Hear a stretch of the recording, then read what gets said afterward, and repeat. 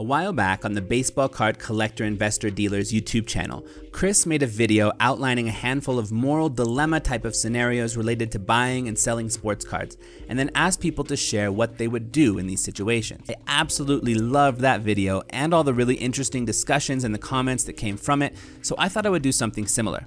In this video, I'm going to present you with 10 hypothetical scenarios where there's a moral gray area, and ask you to share in the comments what you would do in these scenarios.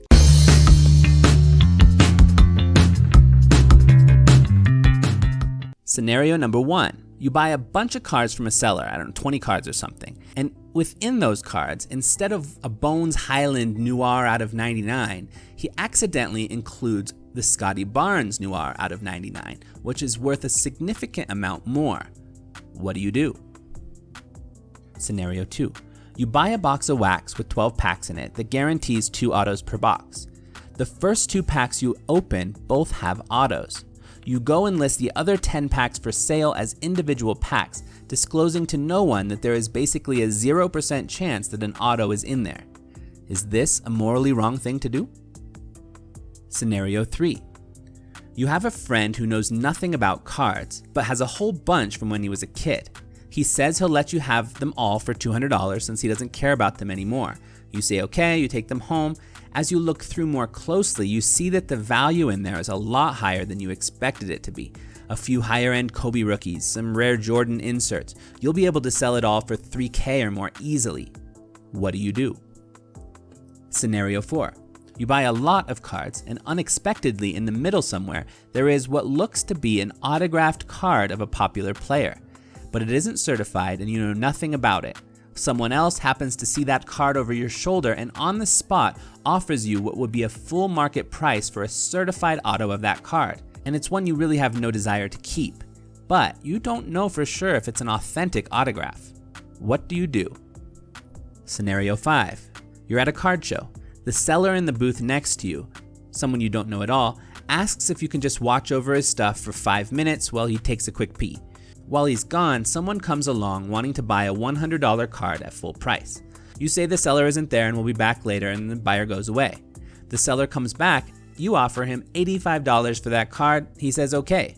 You then go over to the previous buyer who came by just a few minutes ago and tell him here's the card he wanted for $100, and you sell it for $100.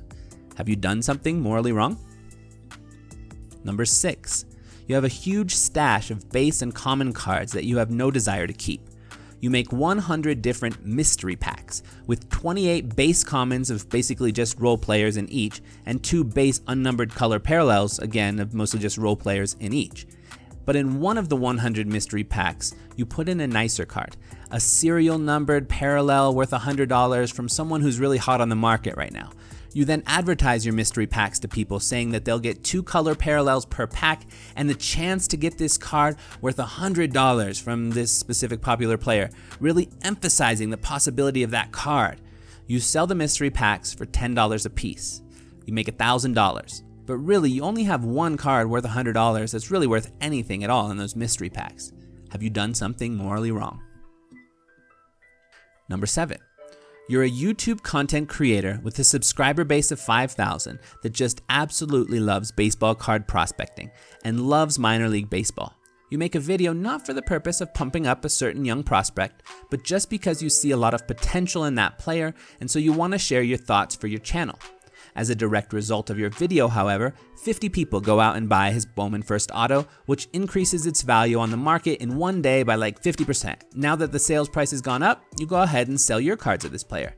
Again, your motivation in making the video truly had nothing to do with increasing that player's value like that so that you could profit, but you've profited from it nonetheless. Have you just pumped and dumped? Have you done something morally wrong here? And is there a difference morally between a situation where the motivation was straight up to pump and dump, or where it wasn't the goal, but it did end up having the same result anyway? Number 8. You have a card up for sale on eBay for way above the going market price. You don't really want to sell it now for whatever reason, but you just put it up on there almost like a placeholder for some time on down the road when you do plan on selling it. Someone comes along and makes you an offer on it that seems outrageously way too much for that card. You know that card's worth like $500, but he's offering you $3,000. You go and see that there have been 2 recent auctions for this card that are completely obviously shilled auctions with sales prices of 3.5K.